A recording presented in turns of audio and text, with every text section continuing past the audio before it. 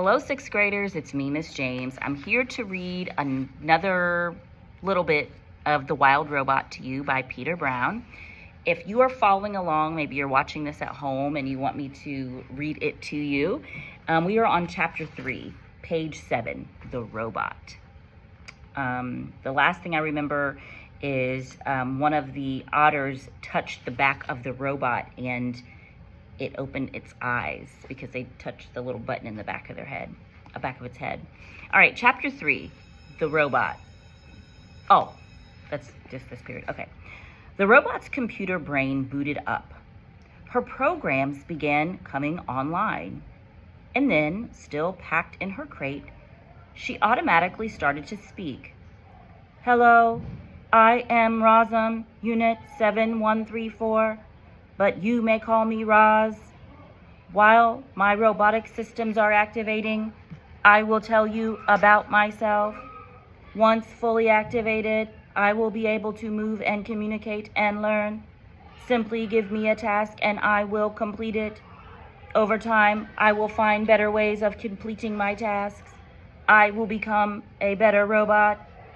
When I am not needed, I will stay out of the way and keep myself in good working order. Thank you for your time. I am now fully activated. All right, chapter 4, The Robot Hatches. Hatches is an interesting word. As you might know, robots don't really feel emotions, not the way animals do. And yet, when she sat in her crumpled crate, Roz felt something, like curiosity. She was curious about the warm ball of light shining down from above. So her computer brain went to work and she identified the light. It was the sun. The robot felt her body absorbing the sun's energy. With each passing minute, she felt more awake. When her battery was good and full, Roz looked around and realized that she was packed inside a crate. She tried to move her arms, but they were restrained by cords, so she applied more force. The motors in her arms hummed a little louder, and the cords snapped. Then she lifted her hands and pulled apart the crate. Like a hatchling breaking from a shell, Roz climbed out into the world. Look at Roz. Oh, these chapters are short. Chapter 5, The Robot Gravesite. Oh, that sounds sad, a robot gravesite. Those otters were now hiding behind a rock. Their round heads nervously poked up, and they watched as a sparkling monster emerged from the crate. The monster slowly turned her head as she scanned the coastline. Her head turned and turned all the way around, and it didn't stop turning until she was looking right at the otters. Hello, otters. My name is Roz. The robot's voice was simply too much for the skittish creatures. The biggest otter squeaked, and the whole gang suddenly took off. They galloped back across the robot gravesite, flopped into the ocean, and raced through the waves just as fast as they could. Roz watched the otters go, but her eyes lingered on the sparkling objects that littered the shore. The objects looked strangely familiar. What are those objects that she's seeing? Sparkling objects littered all over the shore. We'll see. I think I know. The robot swung her left leg forward, then her right, and just like that, she was taking her very first steps. She stomped away from her crate and over the rocks and through the gravesite until she was standing above a broken robot body. She leaned in and noticed the word Razum lightly etched on the torso. She noticed the same word on all the torsos, including her own. Roz continued exploring the gravesite until a playful little ocean wave washed over the rocks. She automatically stepped away from it.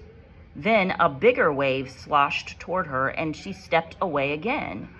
And then a gigantic wave crashed over the rocks and engulfed the entire gravesite. Heavy water pounded against her body and knocked her to the ground, and her damage sensors flared for the first time. A moment later, the wave was gone, and Roz lay there dripping and dented and surrounded by dead robots. Roz could feel her survival instincts, the part of her computer brain that made her want to avoid danger and take care of herself so she could continue functioning properly. Her instincts were urging her to move away from the ocean. She carefully got to her feet and saw that high above the shore, the land was bursting with trees and grasses and flowers. It looked lush and safe up there. It looked like a much better place for our robot. She had just one problem. To get up there, she would have to climb the sea cliffs. Okay, chapter 6, and then I think we are done for today. Chapter 6, The Climb. Crack, thunk, clang. Roz was having a little trouble climbing the cliffs. She had a new dent on her rear and a long scrape down her side, and she was just about to get another ding when a crab scuttled out from under a piece of driftwood. The crab looked up and immediately showed off his giant claws. Everyone was afraid of his claws, but not the robot. She just looked down and introduced herself. "Hello, crab. My name is Roz." After a brief standoff, the crab cautiously backed away, and that's when Roz noticed how easily he moved over the rocks. With his wide stance and his grippy feet, the crab could crawl up and down any rock face.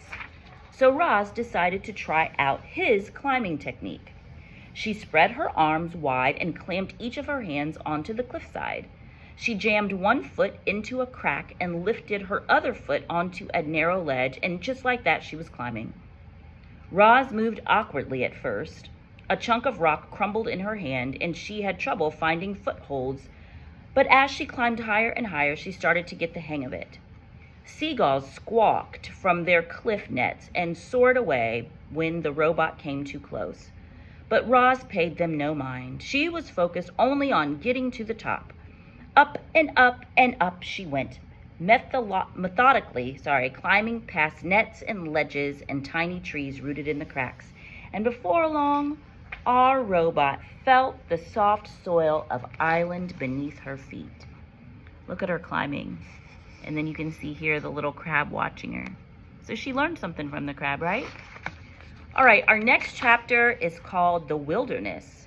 Chapter 7, and here's a little picture of Roz entering the wilderness. We're going to stop there. Let me know if you're enjoying this. I like it.